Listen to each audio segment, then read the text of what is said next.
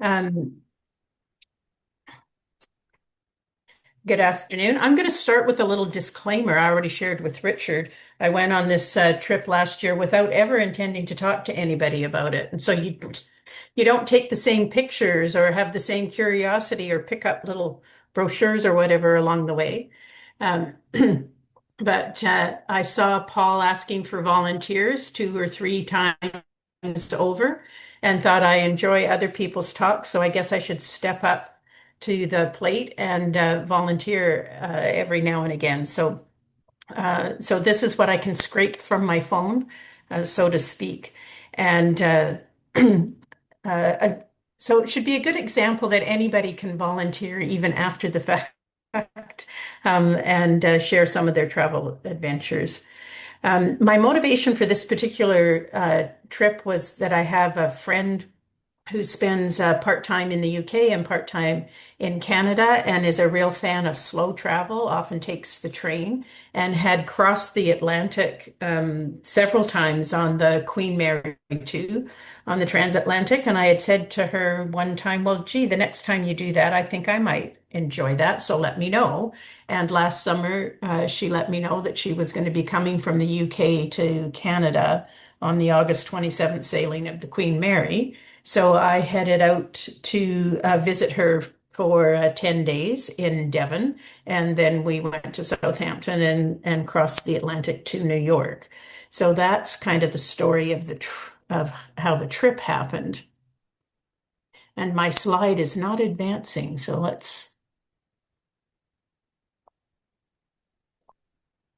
there we go.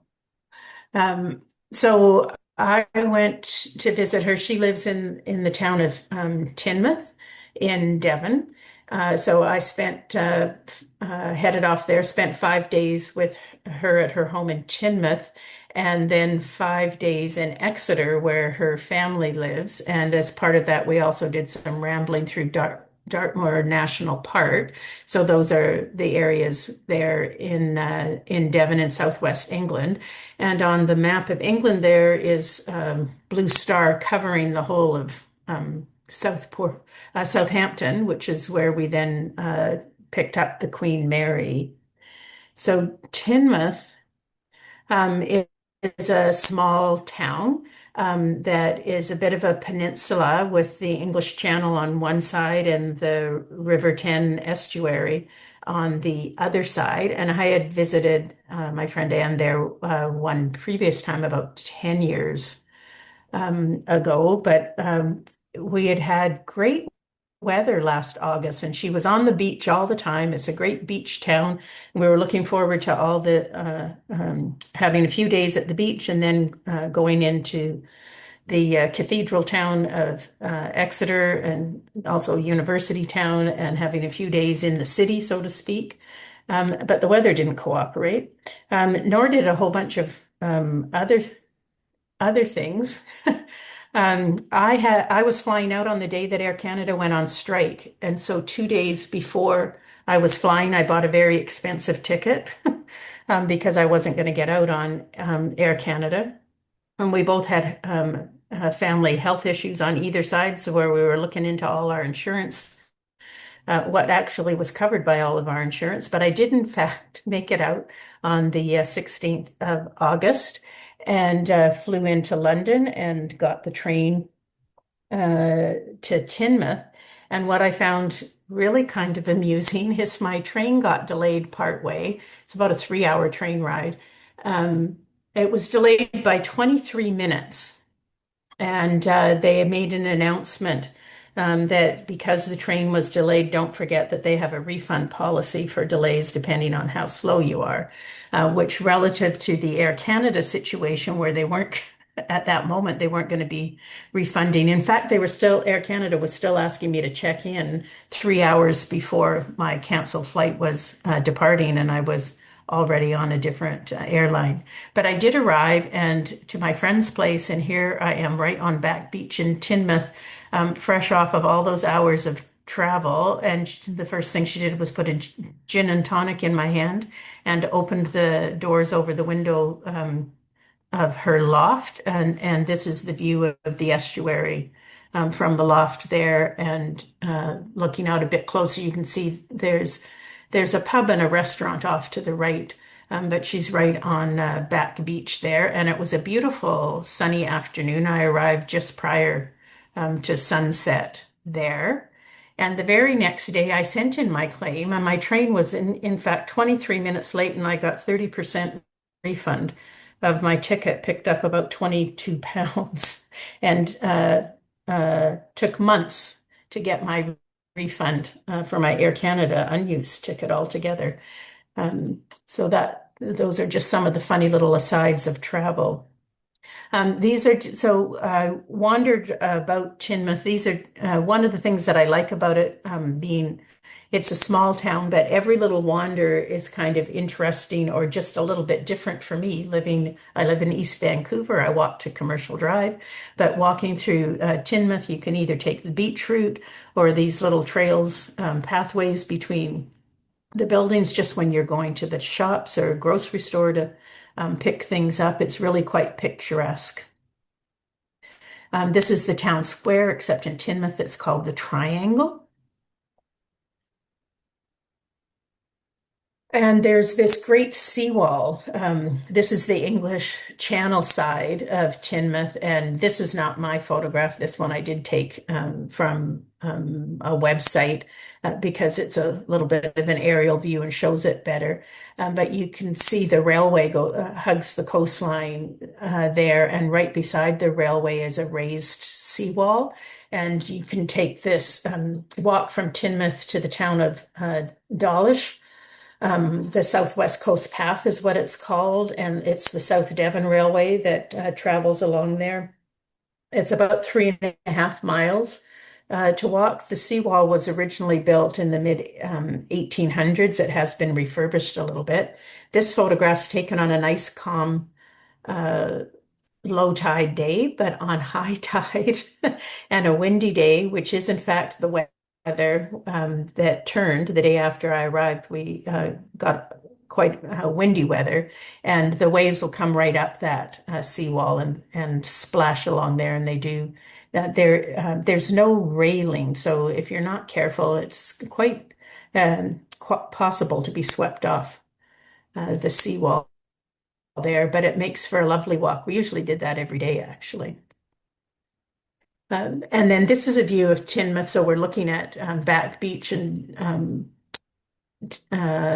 across the estuary, looking at Back Beach side of Teignmouth from Sheldon, which is the village across the estuary. And that picture is taken from the base of the Home Yards Botanical Garden, which is that botanical garden was also established surrounding a little castle in the 1800s. Quite a variety of plants there. It's not actually fully maintained as a botanical garden. It doesn't cost anything to go there. It's just like a ramble in the park. But you can still identify a lot of different specimens if you're into plants and trees and so forth. There's quite a variety there. And it's a nice steep hill, so you can get your cardio in when you're going for a ramble through that area. The views from Sheldon are really quite pretty, and it's kind of like it's very resorty compared to Teignmouth, which does have the beach, so it does kind of feel like a beach resort or a beach town. But there's the shops and amenities that are in Sheldon are a little bit more resort-like. There's a lawn bowling club and a tennis club, and the restaurants are catering to a wealthier clientele to some degrees, but there's also a lot of picturesque architecture, and so pretty views and rambles. There's everything from cottages like this one pictured here to quite upscale housing and everything that's in between. You take a ferry across the estuary to get there, and the ferry is actually just a large dory. It holds with benches along the two sides and an outboard motor. It takes about 10 minutes. to go across from shore to shore, and has a capacity of maybe 20, 24 people, somewhere in that ballpark. This is back at my friend's loft. She actually rents this out on Airbnb. She lives in the loft when she's there and rents the ground floor, which is underneath this view here, but rents the loft out when she's living in Canada. And in the evenings, you can see that people from the pub and restaurant next door sprawl across the sidewalk in front of her home. This home's it's a three-story row house all along the beach there. Is a number of row houses. So you get the party atmosphere, even if you don't carry yourself off to the pub and restaurant. They come to you. And while I was there, there was sea shanty festival. So there were a number of temporary stages, and these are the Back Beach Boys, a shanty group that were quite entertaining. And there were a number of different groups that were competing in singing sea shanty songs, and that's an annual festival in that area. And these guys were having a great time. I actually recorded a few seconds of it, but my even after troubleshooting, I couldn't get my PC laptop to accept a movie or play a movie that was recorded on an iPhone. But so one more thing for me to learn for future talks.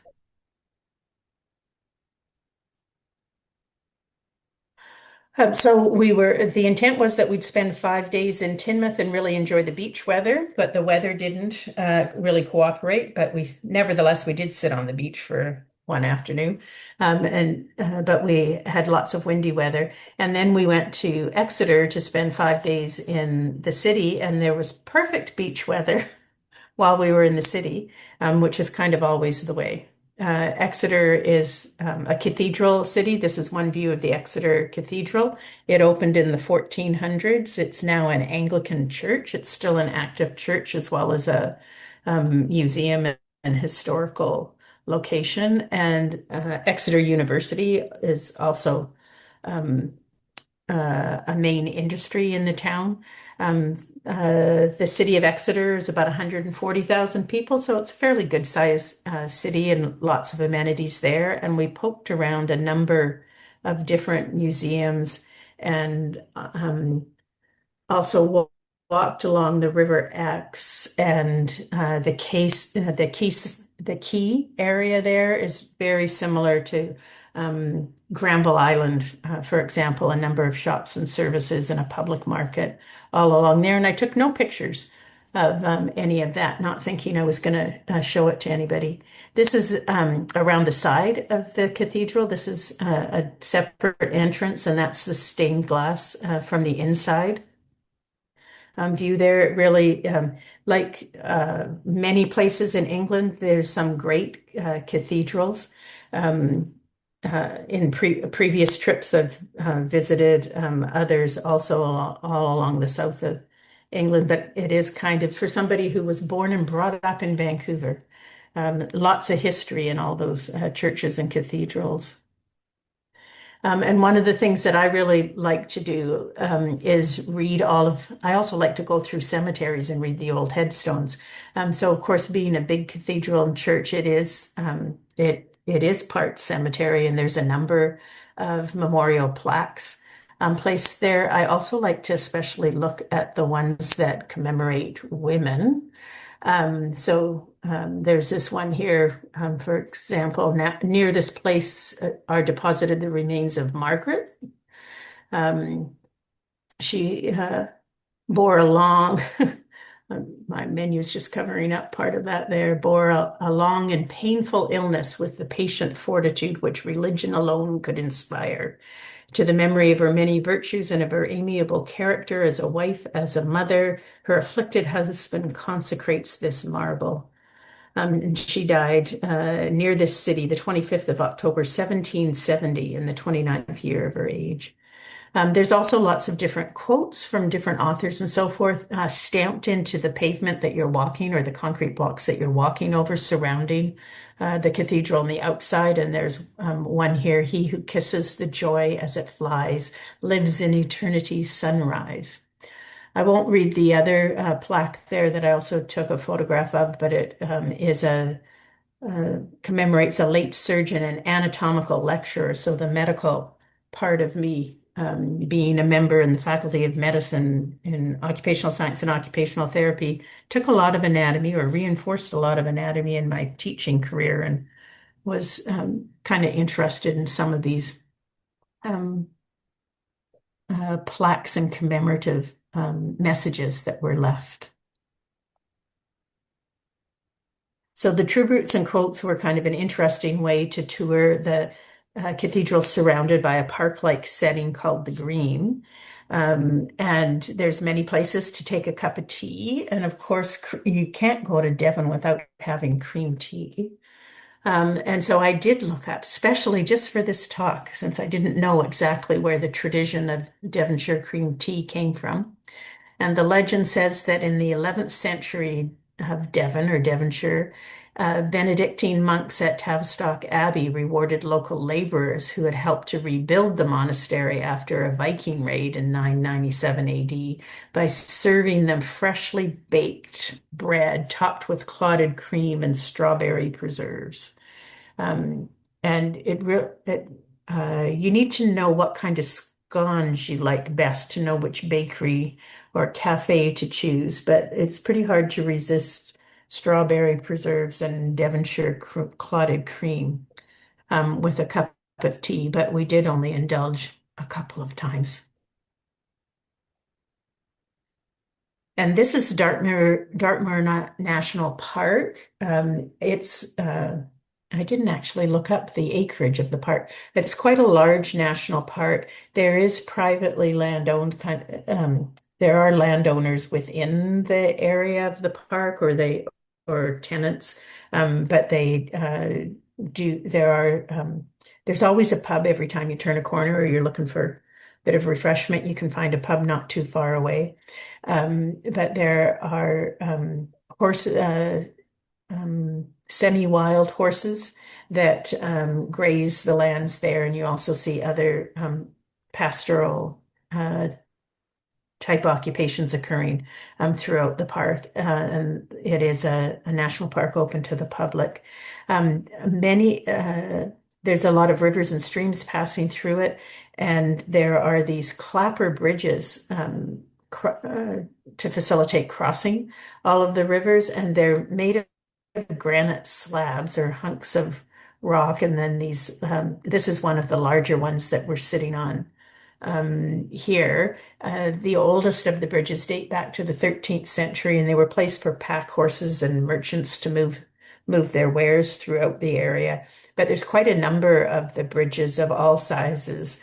So even when you're crossing, there might be a very tiny but still very heavy hunk of granite or slab of granite to cross little streams and tributaries around the area. But we did have a pretty nice day for a good ramble through the park on the day that we were there. When you're driving there, you have to go through, it's almost like going through a maze. A lot of the roadways are just single cars and very high hedges on either side of them.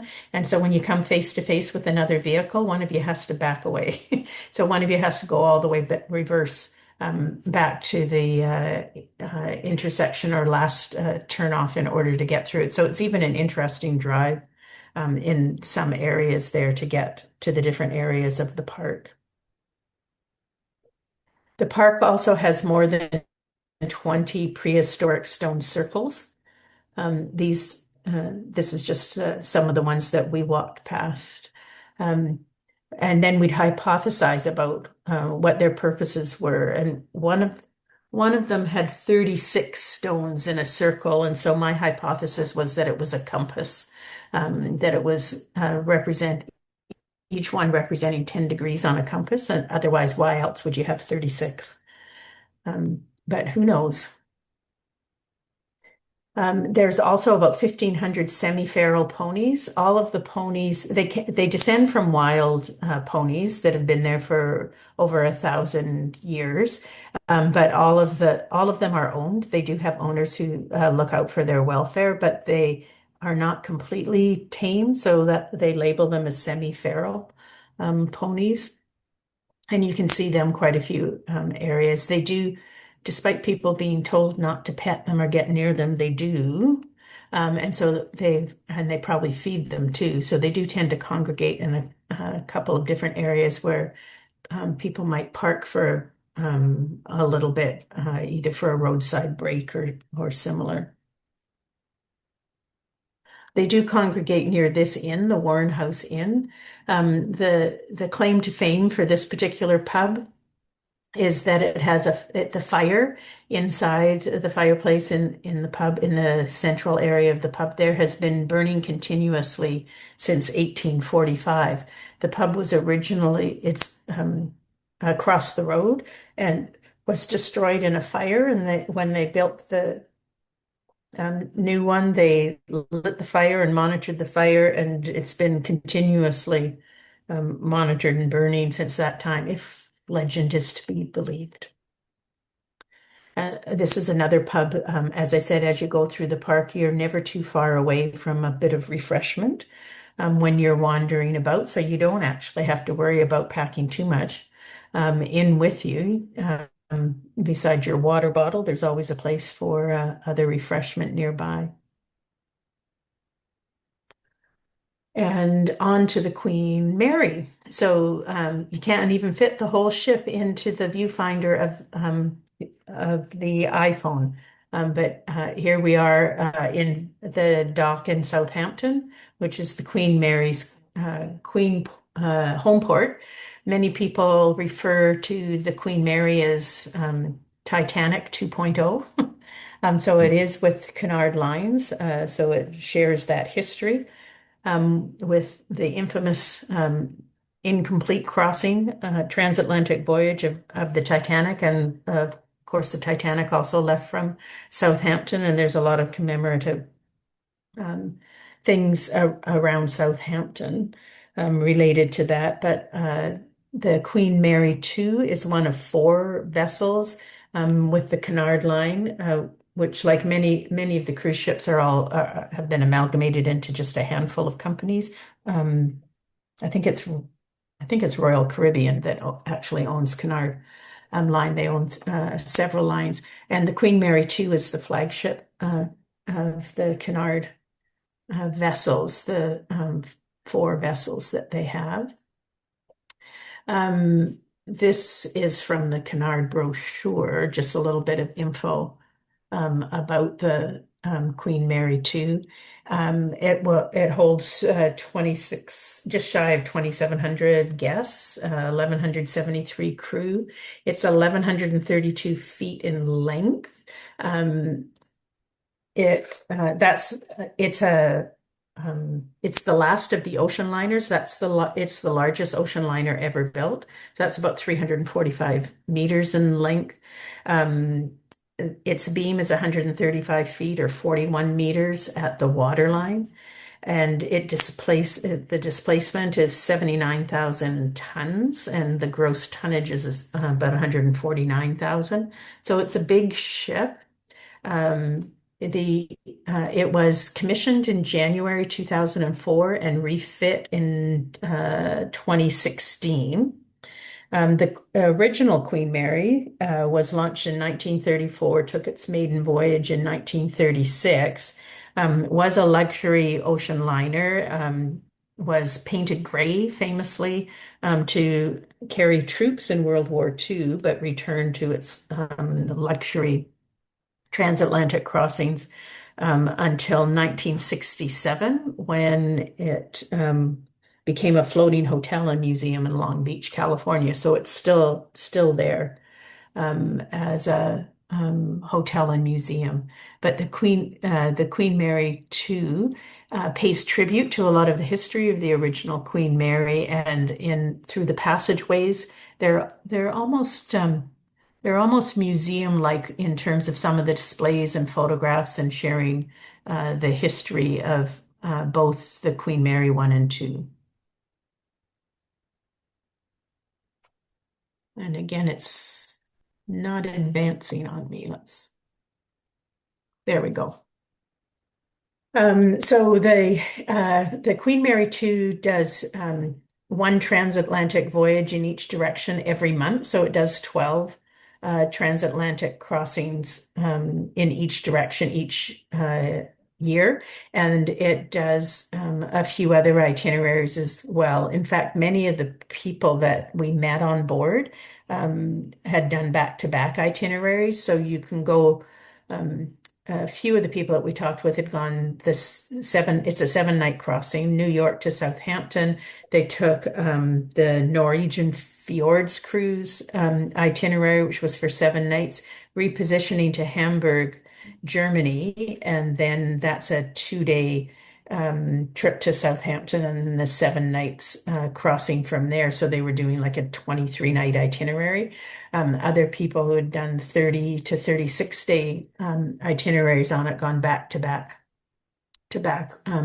So many of the passengers that we met went on it frequently, every year or every couple of years, and often combined itineraries. It's 7 nights at sea. It's way more comfortable than flying. To have all that space. There's also no jet lag. When you travel westward from Southampton to New York, you fall back 1 hour each night, each of 5 nights of the 7 nights. So you acclimatize to the time change very nicely. It has a huge array of amenities and programming. There's 9 bars and lounges, so you can find a comfortable nook for everybody. They all have kind of a different flavor.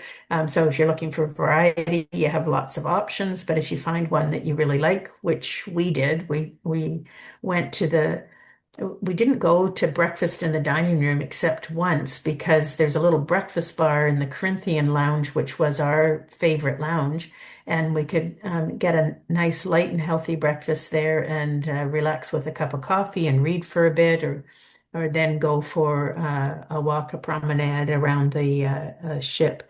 The bars and lounges all have live music. The entertainers rotate round or move around a few of the different venues.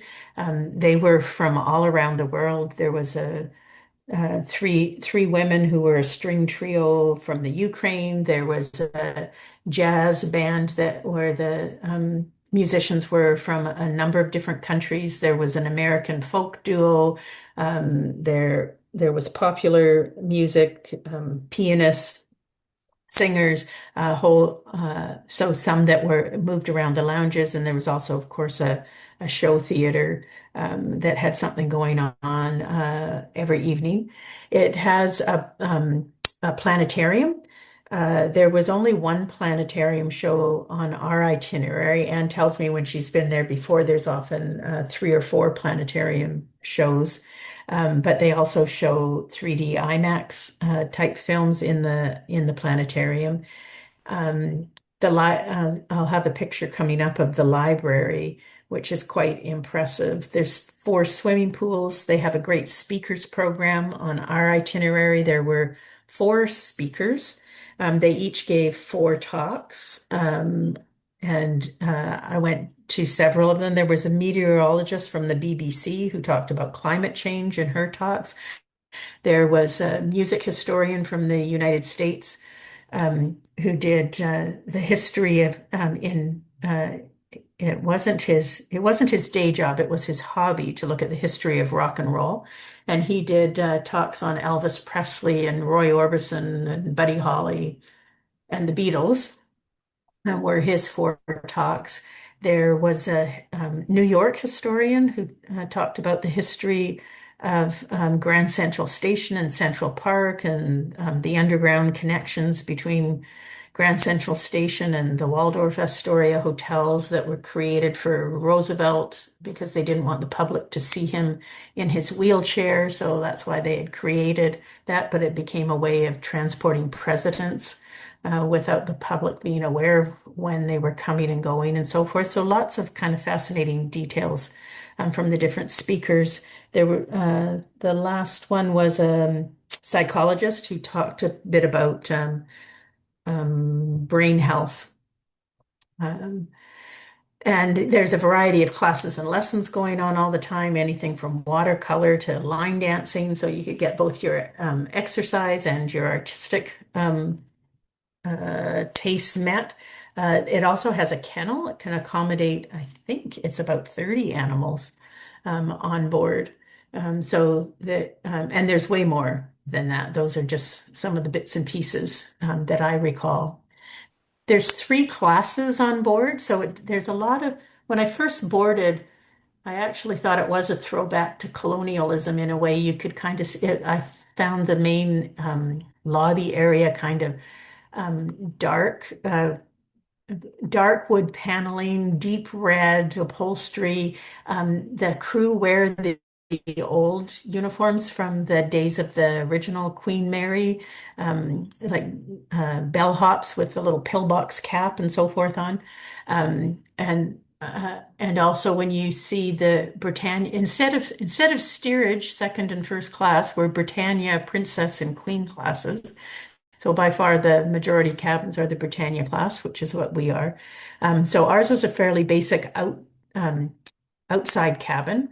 Anne had stayed previously in a balcony cabin, of which there is some, but the doors rattle when the winds are heavy. And she said, so suggested portholes instead because a good sleep is important rather than having the private balcony because you have the whole of the ship as a balcony. So this room can be set up as a king bed or twins. And you can see there's a little sitting area and desk, and the head is also there. This was the afternoon we boarded. So as I said, we didn't have the best of luck with weather. So we'd had all this beautiful weather for several days. And when we boarded the ship, you can see the wind is blowing in all those clouds, which didn't bode well for the very beginning of our voyage. But there we are. And so we woke up the next day, and this is what we saw outside our porthole, like virtually nothing, but you could tell there was a bit of ocean there. And then when we went out towards the deck, you can all of the lounge chairs are missing their upholstered pads there and tied to the deck. And because the weather is not conducive to sitting out on deck with a good book or watching the horizon. Um, these are the waves. Don't look too bad in pictures, but they were rolling a bit. One of the advantages of an ocean liner, and the Queen Mary 2 is the only remaining ocean liner, is it's distinguished from cruise ships by both speed and stability. So it can always cross the North Atlantic no matter the conditions on its 7-day itinerary. And it was incredibly stable. So although you felt the rolling of the sea, especially when you were lying down in bed, being cradled a bit by the sea. I didn't see anybody sick, nor did I in the least feel sick. And I've certainly felt seasick under conditions sailing or ferry crossings in some parts of Canada during really rough seas. There's the Beaufort scale for wind goes from 0 to 12, and our day we had 2 or 3 days where we were in the 7 to 9 range, so very high up on the scale at gale force winds and strong gale force winds. And the Douglas C scale for waves goes from 0 to 9, where 0 is glassy like a mirror, so it's so calm, to 9, which is the very high waves. And we were for about 3 days there at 7 and 8, which is 7 is meter up to 9-meter waves. So it was kind of rough sea for a bit there, but it did settle a bit, still a bit windy, but the seas calmed down. And this is Anne on the promenade deck. The On the promenade deck, you can walk 2 laps for 1.1 kilometers or 3 laps for 1.1 miles. We actually logged more kilometers on the ship than we did when we were walking in Teignmouth and Exeter. We were logging about, and we only went around the deck maybe 5 times, but our cabin was in the bow, and just the sheer length of the ship, because we were taking advantage of different activities, we were logging 11 and 12 kilometers a day um, on board the ship.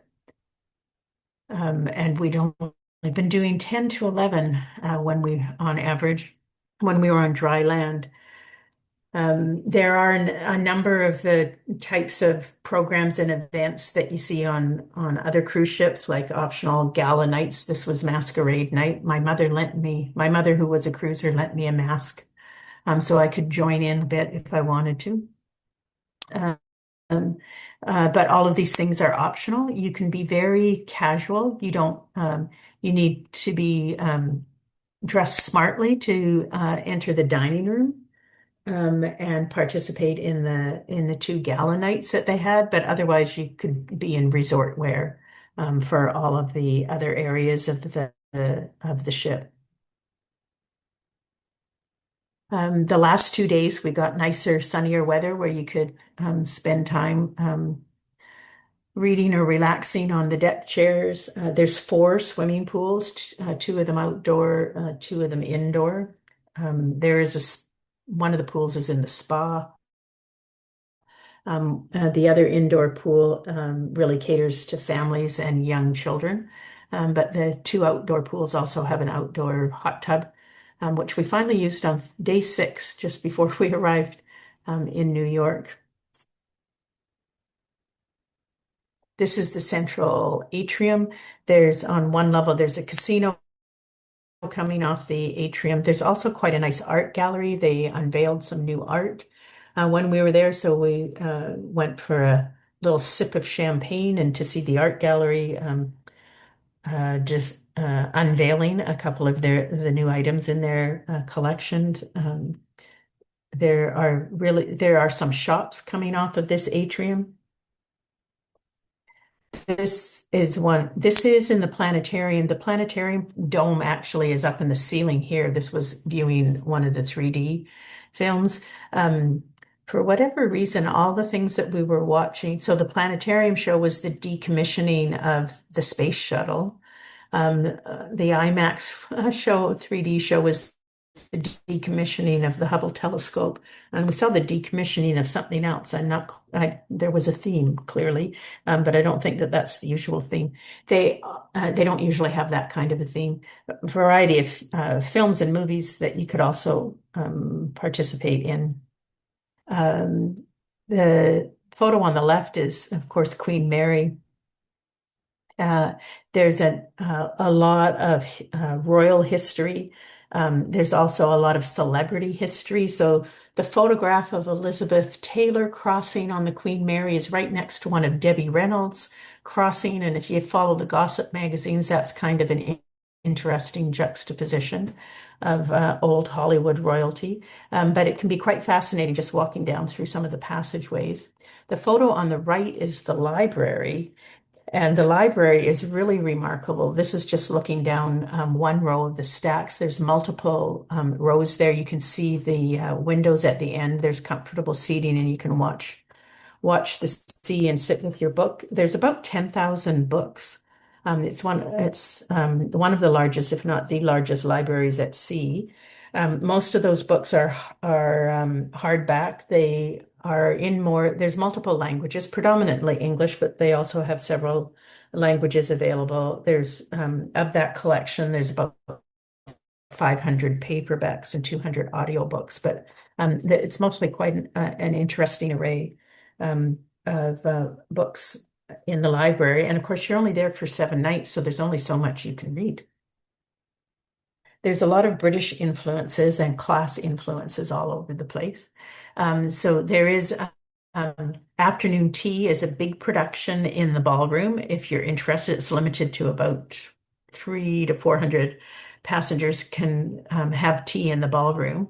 Um, and the all the servers come out to the beat of a drum holding their silver teapot and onto the dance floor in the ballroom, and then they come round all the tables and pour you your cup of tea, and then they serve each of the courses in turn. They make quite a production of it, but if you don't want to participate in the production, you can have the same offering, the same food and savories and sweets and so forth.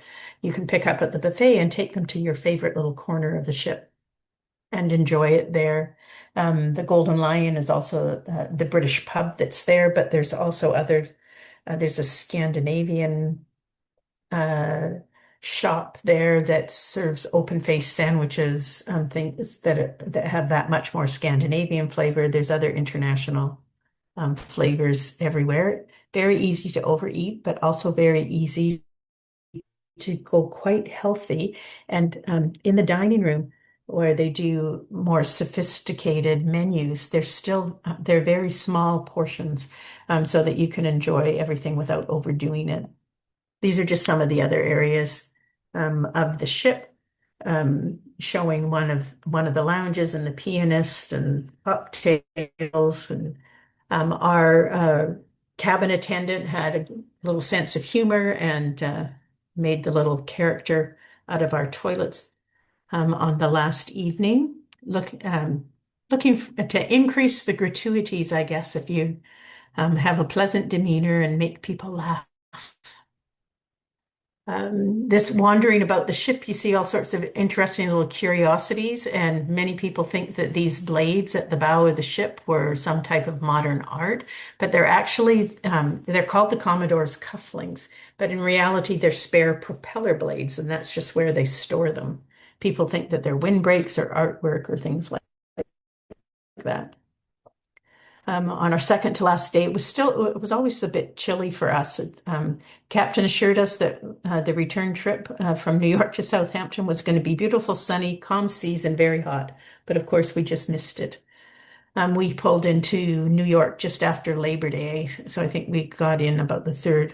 I think it was the third or fourth of September last year. And just coming to the end of the cruise, this is the last sunset. And we come into New York at dawn. So if you want to see where the ship passes, you need to get up about 5 a.m. It's dark as you pass the Statue of Liberty, and by the time you're disembarking, it's morning in New York City. The ship docks at the Brooklyn Cruise Terminal.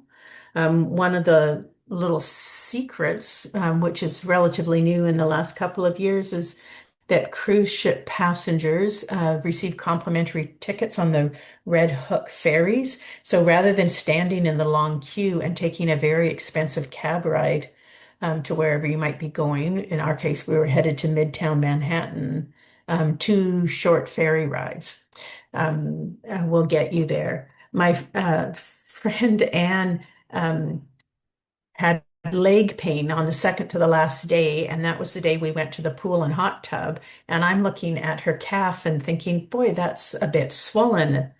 And I ask her a few questions and squeeze her calf and send her off to the ship's doctor because I think, I don't think she had a blood clot, but I thought it needed to be ruled out. Doctor said the same thing to her. So I was taking the Red Hook ferries on my own. The doctor arranged for an ambulance to meet Anne to take her to the hospital for a scan to rule out a blood clot, which was ruled out. But she really said it was the only money she parted with was the fee for the doctor on board the ship. Otherwise, her insurance kicked in, and she was only 1 hour later than me arriving at the hotel and had concierge service the whole way. And the Queen Mary followed up with her that same day and a couple days later to make sure that she had received all the service that she needed. This is the same cruise ship terminal on the other side where the sun was still rising. And this is from the little commuter ferry terminal looking back at the ship. almost got the whole length of her into the photo. And just because we've got a minute or two, we did spend a few days in New York. The Waldorf Astoria had just reopened after this multi-year, very expensive renovation. This is this famous clock that has resided for many years in the Waldorf Astoria, and this grand piano has been played by many a famous musician in the lobby bar of the Waldorf Astoria. And I'll just make a little plug for one of the things that we did, which was the Highline Park, which is a former elevated railway. The first section opened in 2009. They've reclaimed the rail line as a walkway, so you can see there how the rails have been removed, and there's a walkway, gardens planted. There's also a lot of art on the buildings, very interesting architecture, and there's live performances in different areas along the High Line. And this is what some parts of it that have not yet been developed look like. You can see the original rail lines and vegetation growing there, but also quite interesting artwork. Why did the chicken cross the road? That's a mural on the side of a building, and just across the street from the chicken is this mural of Mother Teresa and Gandhi. In every little nook and cranny, depending on where you look, you can see other artwork and art installations along the High Line. This is a church. You can see through the trees and some of the banners and artwork that was painted there. And I will stop screen share. Yep. And we're good. So that's the summary of my little adventure over 3 weeks last August, September. Thank you very much, Catherine. That was very, very interesting. And I imagined you'd be happy to answer questions if people have them. If anyone has a question, just jump in, unmute, and ask. Well, I'll start with one. You mentioned a pretty stormy crossing, It and was I for a was, few days. but but the ship was fairly stable, if I understood you correctly. Yep. So it was, I mean, we definitely felt the rolls. And they also, I mean, they tied down the deck chairs, so you knew some things could slide around, but we never saw anything slide around, not during any meal Mm. service. Um, we felt it the most when we were in bed, when we were lying down. And so you felt like you were rolling a little bit. And I did line dancing every day, the line dancing class, my little aerobics workout. I tried the yoga, and he was a terrible instructor, but the couple that were teaching the line dancing were great fun. And they said on the rough days, they said anytime that we're getting you on kind of on one foot, we've asked you to kick up or something, that's when the roll will hit. Uh, And so it was actually quite humorous watching people try try and be steady, because line dancing is not especially challenging, but it certainly was under those conditions. But really, just the some of the rolls at night, and just being a little bit off balance when you were doing something where you were kind of standing on one foot. That I never needed to hold a rail walking down the passageway or walking. We always took the stairs. Um, and we held on to the rail because we didn't want to fall up and down the stairs at any time, but we certainly never needed it. So I was really quite impressed, having been on other vessels where that level of sea would have made me sick for sure. So the stabilizers really did seem to make a difference. Great, thank you. And the Catherine, I'd like cruise, to know if what you found about the quality of the food. I know that's for me part of the joy of cruising is to sample everything possible, and I'm just Yeah. wondering what your reactions were to the variety and quality. Yeah. So in the dining room, it was always a three-course meal plus a little treat when they finished off, and we always wanted something, one of everything. So they had They had a menu when you were in the dining room with three or four options that were always available, that they served every night, and then there'd be three options that the chef had prepared just for that night. So you could, if you went to the dining room, we went maybe three times to the dining room, I think 3 evenings. And we wanted to try everything too. The dining room was very high quality and also very nice portions so that you could eat all three courses without overindulging. And then there were also, there were three or four places you could go for an additional fee. We didn't do any of those ones, but kind of international dining there. There were theme nights in the buffet, so that there'd be a few different things in the buffet. One of there was also kind of a poolside diner. There was this little Scandinavian restaurant for lunchtime, kind of these open face, like smorgasbord sandwiches. The pub, the English pub. One of the places that we really liked was one of the lounges called the Corinthian Lounge. And at breakfast time, they had a chef there making two hot dishes, small, but they also had a very healthy breakfast bar. They put out like a little bit of Greek yogurt, granola, and fresh fruit.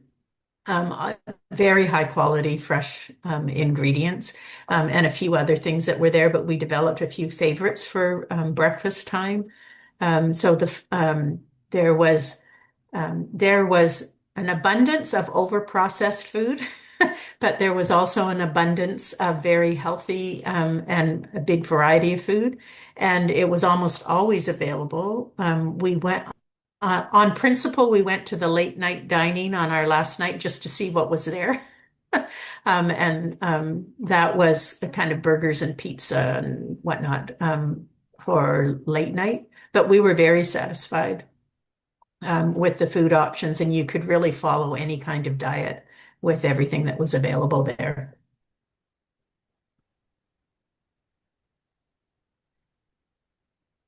Catherine, my Any name And is it is all included. So with the exception of even the afternoon tea and things like that, all those indulgences were all included in your fare, which was about the same price as premium economy airfare for our basic class Britannia cabin, based on double occupancy. So that was good, and it was just the three additional restaurants that you paid for or alcohol.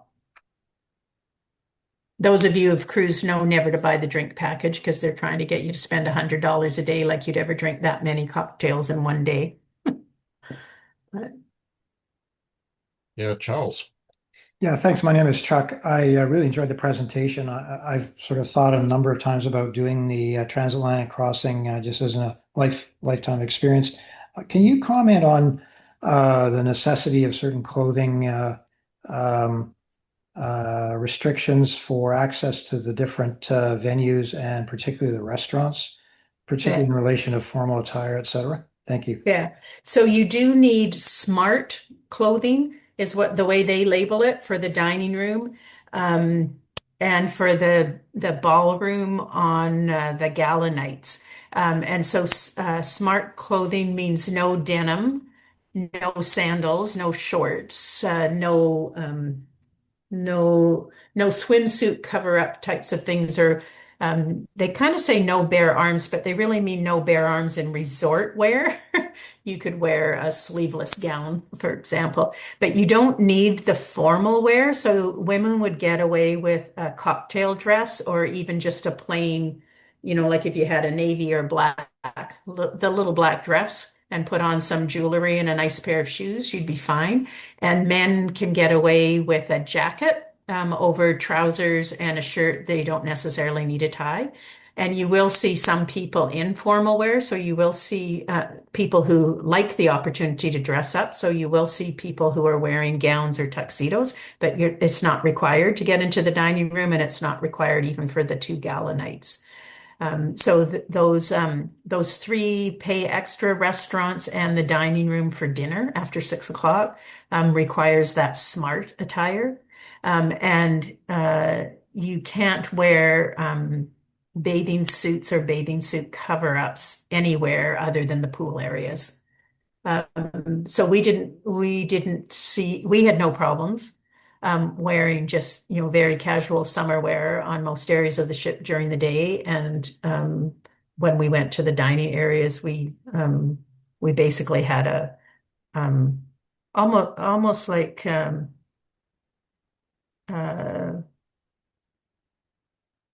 what you might wear to a bar or out to dinner at a restaurant here, without going overboard. That's Great, kind of a great, thank you. misstatement to say overboard on a ship. Yeah, so you didn't have to be fancy unless you wanted to.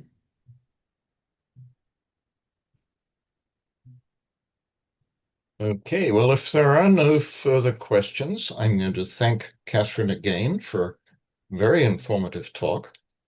I'm afraid at this point, Paul, our normal host, would be telling you about upcoming meetings and probably saying either that he has all the speakers he needs or asking for more.